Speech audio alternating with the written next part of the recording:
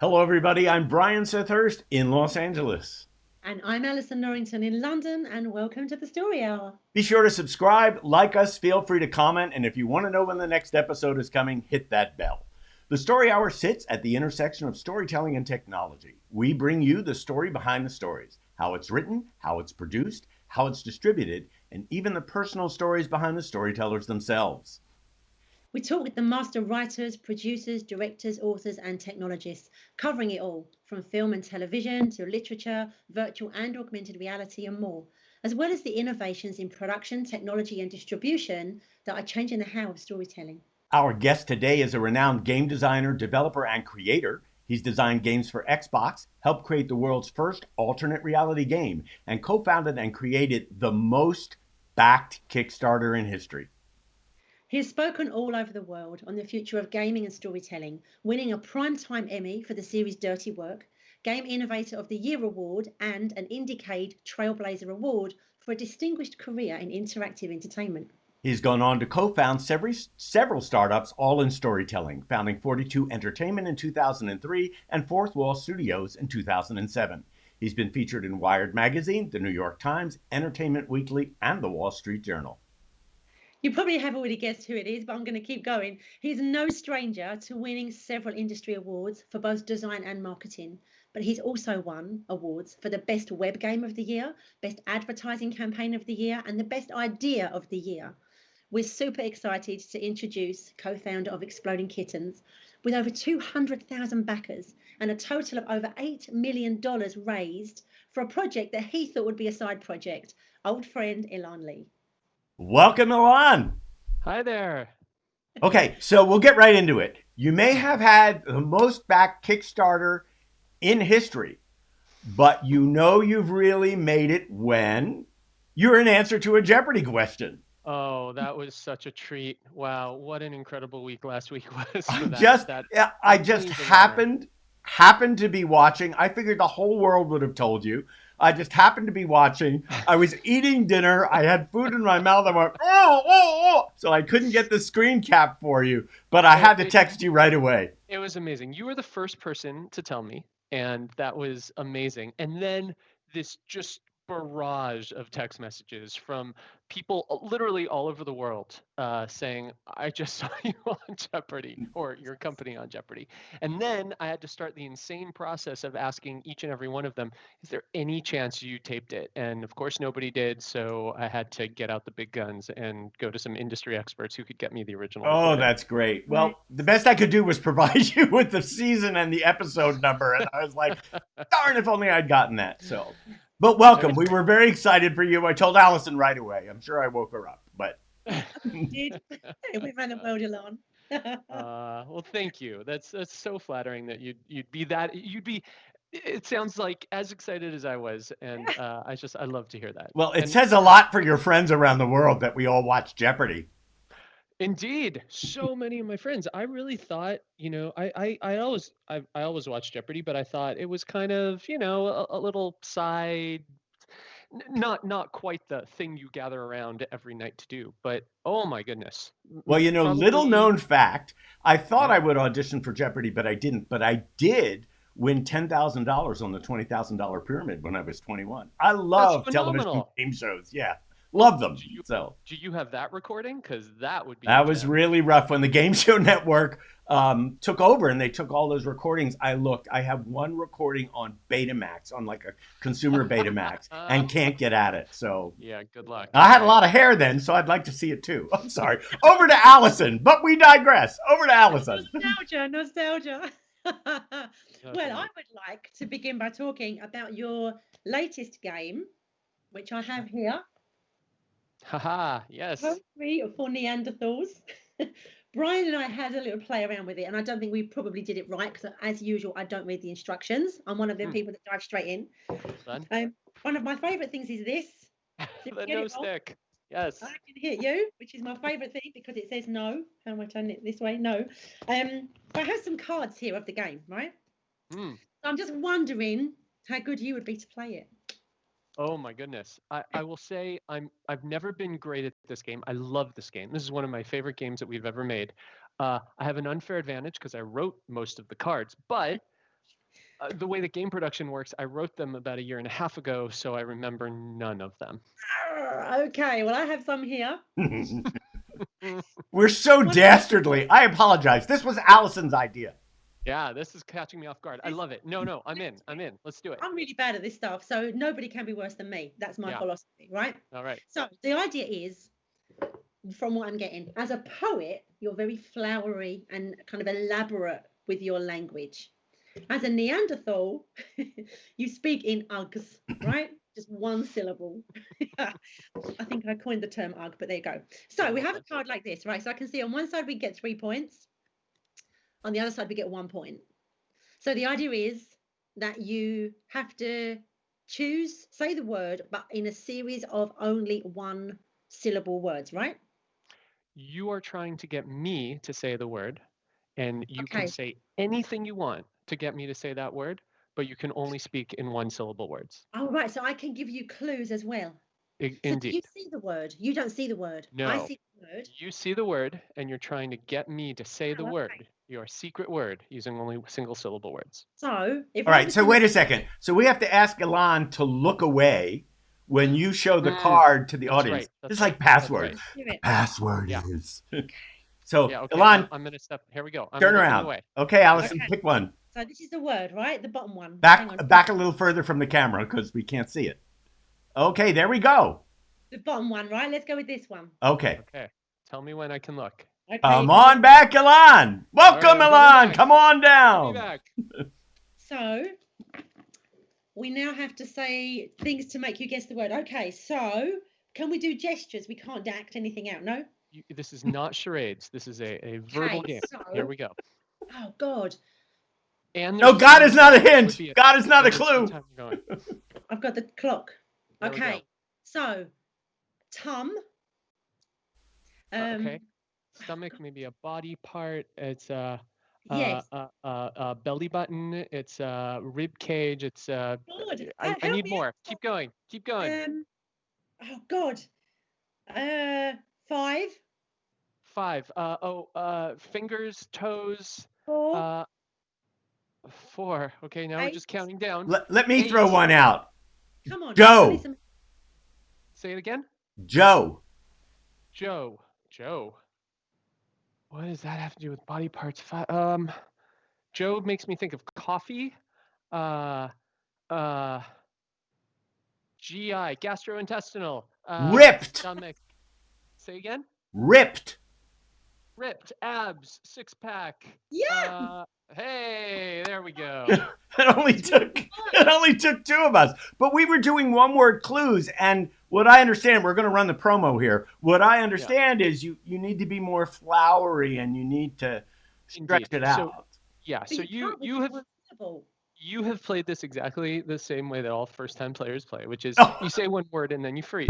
Instead, what you will learn, this game is so much easier if you just speak. Just go for it. Just try to speak in full sentences, be as verbose as you can.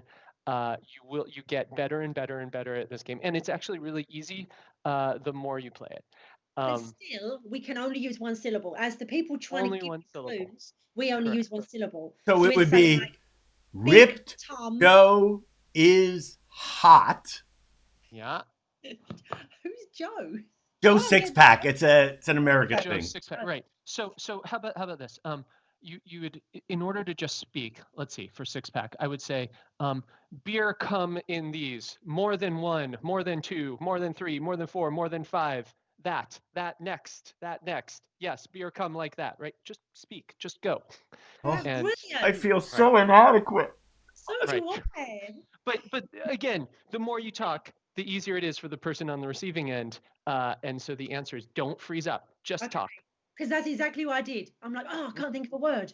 Okay, so we need to sort of like talk in a little flow, but just with like 1 syllable words. Mm-hmm. All right, let's run the promo. Inadequacy is the time to show the real. Yes, definitely. All right, hopefully I can do this. Here we go. From the creators of Exploding Kittens comes a competitive word guessing game. Here's how it works. You're given a word, and you have to get your team to guess that word. But you can only give clues by speaking in single syllables. So instead of saying Tyrannosaurus Rex, you'd say something like, big thing, make loud sound. Thunder? Volcanoes? My tummy? No. Big thing that scare me. Saber-toothed tigers? Meteorites. Emotional intimacy. No. Make roar like bird, but huge. Make big stomp and squish my hand. Tyrannosaurus Rex! Yes! During your turn, however, an opponent will stand next to you holding a no stick. If you slip up and use more than one syllable, big and loud dinosaur, then you get hit with the stick. And you lose points. In short, it's a game where you must use simple words to explain complicated ideas, such as emotional breakdown. When you have big feel, cry lots, mad or sad. Or campfire. Hot place for roast soft white cubes. Campfire! Or anteater. Like mouse, but long face. Suck up bugs with face hole. If you use big words, you get hit with the stick. It's a heavy little mammal. It's kid-friendly and easy to learn. It's a game that forces you to sound a little bit dumb. It's a game of poetry. It's poetry for Neanderthals. It's really cool. I love it. That I have to say. But before we get into talking about it, and of course, Elan, you've had this long and wonderfully distinguished career before this game, so we're kind of like focused on this Here we are, because after all, it is converting holiday all the time, cats into and cavemen. yeah, and definitely. But you know, that animation is fabulous, and those characters should have their own series. I'm just saying. And Allison and I will be glad to write it for you out loud and often. That sounds great. You know what I love about it is that we spoke a while ago about this, and you said to me, or you said to us, this is not an entertaining game. This is a game that makes you entertaining. And I love that about it, right? Because with the kind of vibe of it, although I didn't do that just now, you quickly get into that moment. And when you demoed it, you just flow with the words. Then it kind of puts you in the role. And you know you're not going to look smart, right? You're going to look stupid. So the the playing field is lowered right from the beginning because you're not competing with anyone with a different advantage. You're all at the same stage when you begin. Absolutely. And Thank you. Yeah, I really love that about this game also. I play this game all the time. This is our go-to game at the moment. We play this one every night. And I love playing this. This is one we play over Zoom a lot now because it's very, as you saw, it's very playable over video chat. And I play against, I have friends who have won the most distinguished writing awards in the world. And I love playing this game with them because it reduces them down to a caveman, and it's so lovely that way. And it's a kind of almost like a different part of your brain that you use because you're thinking differently, right? Yeah, absolutely. Absolutely. Well, you both know Sean Stewart. I love playing this game against Sean Stewart. It's the only word game he has ever lost to me at, and it's glorious. I wanted to say, when we talked before, you know, Elan, what your prime skill is in my book is creating a story world and then being able to execute on that story world brilliantly. And when we started talking about this, you had said, I'm creating a story world that brings everyone to the table. Yeah. To me, that's the most important thing. Like I've been playing board games, tabletop games my whole life. I'm the oldest of 4 kids. So it was always my job to kind of find the games, bring them home, entertain my siblings, right? And I found that the games that we loved the most were the ones that allowed us to be entertaining. The games that had a predefined rule set, the monopolies of the world, we got so bored with so quickly because the part that we loved about Monopoly was when we could get into fights over the property and who owes who what and who's cheating. And I saw you do, right? That interactivity was us becoming entertaining instead of relying on the game. And so we naturally gravitated towards games that would allow that kind of interaction. So when I grew up and wanted to start my own games company, I realized that my secret was going to be stop trying to build entertaining games. Only build games that make the players entertaining. And that's what we've done. And you know what? With Monopoly, I have to cheat. Like it's no fun if I'm not. I love it. You just declared that to the world, Allison, so no one will ever play Monopoly with you again. And I know certainly that Elan and I won't, because we'll be over here playing this. So this was the one that started it all. I have to say I was part of the Kickstarter. So, Hooray. and just silence for a moment. Can we hear that? When I opened it for the first time and that kitty meowed, I was like, okay, I'm in. And we played this. We used to do game nights on Sunday nights with a bunch of directors and producer friends. And there were 2 games we play, this and Secret Hitler. So I love it. So it's gotten a lot of use, and I know that last time we talked in prep, I said, how do I replace the batteries? So that the cat could keep meowing. That's so great. Yeah, so, we think of that meow as the most expensive dumb joke in history. Yeah, but it's so, I mean, I can't explain it. It was brilliant. It is like, it is that one thing that gets you into the game before you even take the cards out. It's like you open it and you're in. So that little soundbite is your entry to the story world. And it's brilliant. And for those that want to replace the battery, it's pretty simple. LR 1130s you can get at your local drugstore. You can slip out the thing behind this. I just feel the need to say this. You can slip out the little thing behind this. It's a little tab, and you just pull it out, replace the batteries, put it back in, and you are good to go. Okay, Elan. I gotta say, like when most people design games, or really any product, the box, the packaging is proportionally the least expensive part of the product. Mm-hmm. That is not the way we built that game. Inside that game is a deck of cards. Cards are cheap to make. That box costs us a fortune. Yeah, we're not good at things. Well, it might have resulted in the greatest Kickstarter program ever. So I would say it was a good investment. Thank you. I remember, I think the 3 of us actually were at the same event. Was it in Vancouver? I think we were the 3 of us was at an event in Vancouver. Right. And I remember sitting, there was like a mezzanine floor. I remember sitting there with you, Elan, and we were just chatting. I don't even know what year this was now, like 2015 maybe. And I said to you, what's cooking? And you said, oh, I'm making a new card game. And I was like, oh, really? And I was like, oh, I think you need me to help you with that. And you were like, really? Do you now? Because you were doing it, right? I had no idea what you were cooking up there. Yeah. And the next thing we knew. But I just want to say a couple of things, actually a few things. Firstly, I want to talk about this. This is key. This is what puts the fire under everyone's bums, right? Because without this, and it's such a simple mechanism, but without that, then you lose the gameplay. Yeah, so that we call that our drama factory. That's exactly what it does. In all the games, there has to be something that creates that drama, that tension. If you're looking at it at a script, right? Like, where's the conflict? Where's the tension? It is the very same thing in story. You know, your time is one of the things you're working against, so it makes perfect sense. Yeah. So in poetry, we specifically inserted that to create that tension. In Exploding Kittens, it's each of the other players is providing that for you every one of your turns. But if you look very carefully, I guarantee every game you've ever loved, there is that drama factory in there somewhere, because without that sense of tension, there's no point to playing a game. And there's nothing at stake, is there? Right? The other thing I love, you may have guessed, is this. But I'll tell you why I love this, not other than the fact I can just like smack people with it, but this brings a physicality into the game too, doesn't it? Because like you said, we can't act it out.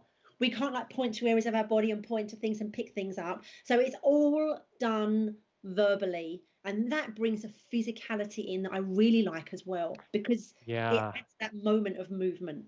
Yeah, and it generates endorphins better than anything else, which, you know, if you're going to be addicted to a game for any reason, it should be because it constantly generates endorphins for you. And that physicality, that contact, that interaction, that's exactly where it comes from. So yes, the stick was, when I grew up playing word games, it was always taboo. That was our go-to game as a family. And they have that little buzzer. And you know, eventually that devolves into its own game as like, you know, put it right up to somebody's ear. How much can you annoy someone by hitting that buzzer? And so when we were developing this game, I knew we needed a buzzer of some sort because that's so much fun. And we thought cavemen, Neanderthals, giant wooden club, this writes itself. So let's just put it in the box. Well, you know, when Allison and I first were playing the game, she was so bad at the game, I had to hit her with the club and drag her way by her hair. So, okay. I like So So we had no intention of discussing the game this much in this first segment. So when we come back for the second segment, we're going to talk about Elan Lee, BC, and by BC I mean before COVID. And we're going to get into your career and your innovation and the opportunities that when all of our paths crossed. But for now, we're just I think it's a testament to the game that we spent 20 minutes just talking about this game. So before we sign off for this segment, where do people get this game and Exploding Kittens? Easiest place and easiest to remember is just explodingkittens.com. From there, you can either buy it directly or click on any of the links to take you to the most convenient place for you. So at explodingkittens.com, you can buy all of your games. Correct. Yeah. So you've got Throw the Burrito, you've got Bears versus Babies, you've got the whole suite there. All kinds of games, all under that same premise. None of them are entertaining. They are all tools to make you entertaining. Terrific. So that's fantastic. We'll be back next week, all dressed the same, to talk about Elan's career.